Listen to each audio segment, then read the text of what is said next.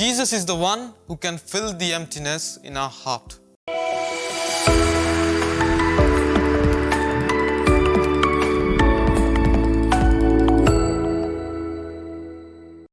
My dear brothers and sisters in Christ Jesus, the Gospel today talks about unity. When we look back into the Old Testament, we see all the characters like Abraham, Moses, Jacob, Joseph, King David, prophets, judges. All these characters had a thirst for God. Even in the Psalms we see the thirst and strong desire to meet God. If you look at human history, every action that man has done as a person, as a community, as a race, reveals a deep desire with man to be united with the divine. As Saint Augustine says, "Lord, our hearts are restless until they rest in you." Why is the union with divine that is so important for us? If you look at the human person, the heart of every person has a certain emptiness, and it is this emptiness man wishes to fill. The filling of this emptiness is necessary for man to achieve wholeness. The beginning of this fulfillment is achieved through the Incarnation. With the Incarnation, man did not have to seek God in vain.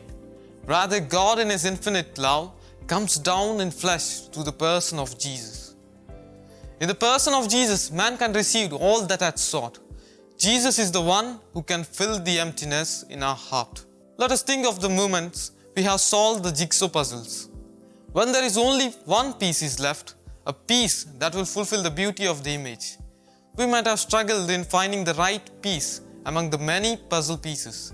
In the same way, Jesus is the puzzle piece of our heart. Nothing can replace His place in our heart. The Christian life is molded after the cross of Christ. All of us are called to imitate Christ as closely as possible. If we take a look at the cross, we can see that it has two beams. One is horizontal and other is vertical. Vertical beam denotes the union of God and man. The horizontal beam denotes the union of man and man. If we go back to the puzzle piece and try to recall the structure of a puzzle piece, we realize that each puzzle piece that has on itself an image, and structurally it has both a protruding side and a depressed side. If you take a man and place him in a community, his life is similar to the puzzle piece. How? Just like the puzzle piece that has a protruding side and a depressed side, man also has his ability, that is talents and weaknesses. Just like the puzzle piece that finds its perfect place in the puzzle, so too man finds wholeness with living in a community.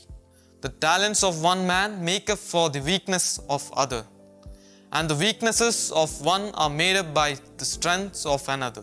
In this way, man in a community setup, along with his neighbor, is able to grow towards the wholeness. But this cannot be done by man alone.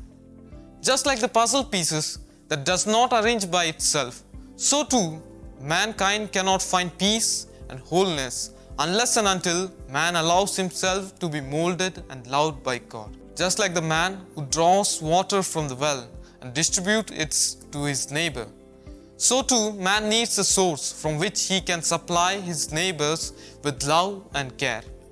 God is the well, and the beauty about the well is that it never runs dry. This well fills us till streams of living water flow from each one of us. By following the commandment and by loving each other, we may be able to live in union with God and people.